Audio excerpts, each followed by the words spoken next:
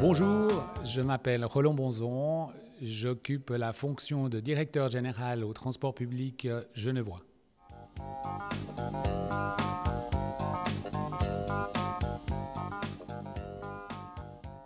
Alors, le thème de la diversité, je crois qu'il faut commencer par le début, à savoir qu'une entreprise comme les TPG, c'est 1800 collaboratrices et collaborateurs qui proviennent d'horizons différentes, qui ont des âges différents, qui sont d'un genre ou d'un sexe différent et qui font partie, je dirais, des prestations à réaliser tous les jours au sein de l'entreprise. À partir de là, il faut pouvoir trouver et mettre en œuvre un concept qui amène de l'harmonie sur l'ensemble de ces types de diversité.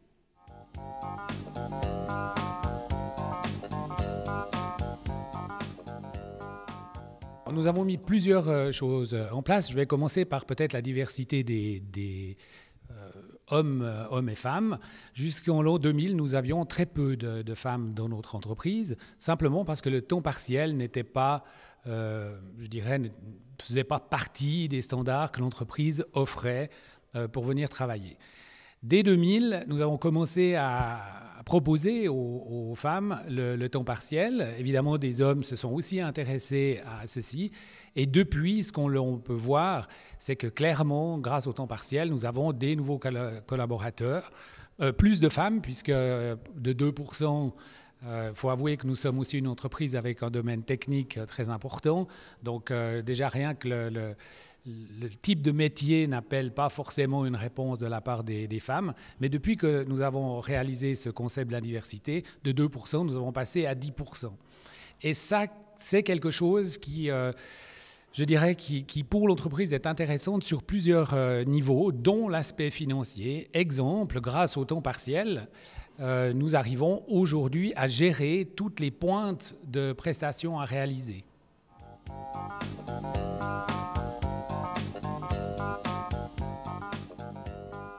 Alors, nous avons mis un autre dispositif en place, c'est toutes nos équipes de projet. Donc, lorsque nous avons un grand projet à conduire au sein de l'entreprise, nous cherchons toujours d'avoir une diversité dans l'équipe. Bien évidemment, la base de la constitution de l'équipe de projet reste les compétences qui sont nécessaires à la réalisation de ce projet. Néanmoins, nous essayons, par exemple, de diversifier l'âge, avoir des jeunes et des seniors. Pourquoi ?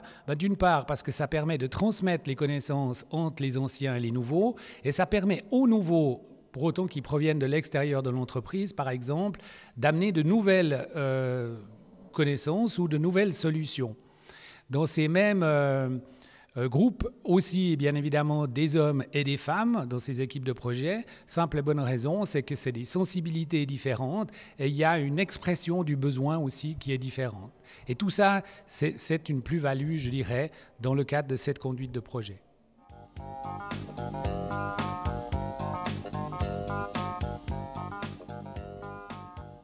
La diversité au sein des TPG, je crois qu'il faut reconnaître qu'elle est récente puisqu'elle date de 2008, donc à peine 3 ans. Et je crois qu'instaurer une gestion ou un management de la diversité prend beaucoup de temps.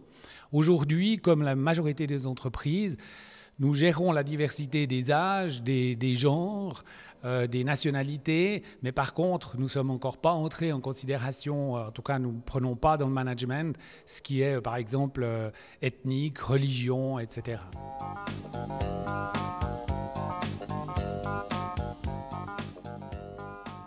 Alors je dirais que ce n'est pas forcément une difficulté, c'est le temps nécessaire pour vraiment réaliser, pour que chaque collaboratrice, collaborateur prenne conscience, je dirais, de l'enjeu de la diversité.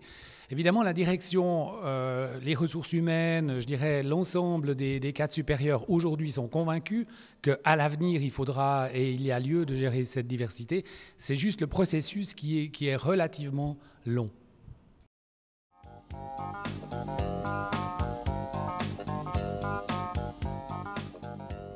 Alors oui, il l'accueille bien.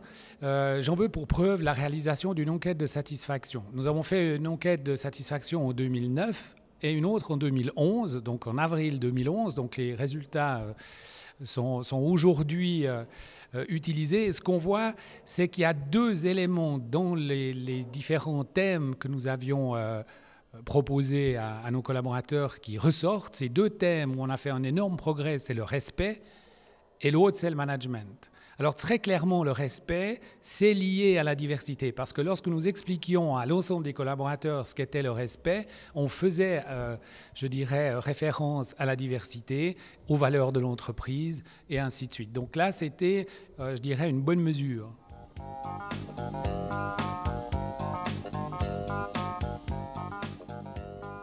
Alors je dirais ni l'un ni l'autre. Pourquoi ? D'abord parce que le laps de temps est trop court entre 2008 et 2011. Mais ce que je peux dire, c'est que c'est un investissement. Pas un coût, pas un bénéfice pour l'instant. Aujourd'hui, on investit. Et je crois qu'investir dans le capital, qui souvent d'ailleurs est le plus cher de l'entreprise, ou qui représente en tout cas une grande partie du gâteau, je crois que ça vaut la peine d'investir. Et ça, j'en suis d'ores et déjà persuadé.